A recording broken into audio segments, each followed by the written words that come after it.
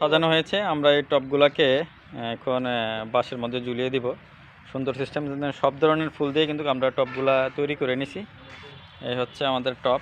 এখানে চমৎকারভাবে আমরা কিন্তু সাজিয়ে নিচ্ছি। আমরা কিন্তু রাস্তার দুই পাশে বাঁশ দিয়ে লাগাই কিন্তু আমরা টবগুলো লাগাচ্ছি। দেখেন কত সুন্দরভাবে টব লাগাচ্ছে। আপনারা কিন্তু এরকমভাবে টব দিয়ে দোলনার বাগান করতে পারেন। এটা হচ্ছে আমাদের অফিসের বাগান। এটা আমরা ফুলে ফুলে সমৃদ্ধিতে এই বাগান হচ্ছে। দেখেন আমরা বাঁশের মধ্যে কিন্তু আমরা রিং বেঁধে নিছি, এইগুলা টানানোর জন্য, সিস্টেম করে টানানোর জন্য রিং বেঁধে নিছি।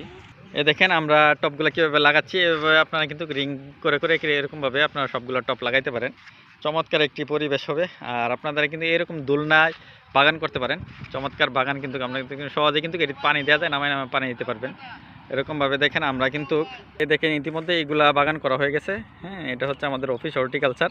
এখানে কিন্তু বাগান করা হয়ে গেছে। চমৎকার একটি পরিবেশ। এরকমভাবে আপনারাও বাগান করতে পারেন আপনাদের বাড়িতে আশেপাশে। ওকে, সবাই ভালো থাকবেন। এই পেজটাকে সবাই ফলো করবেন। আল্লাহ হাফেজ, আসসালামু আলাইকুম।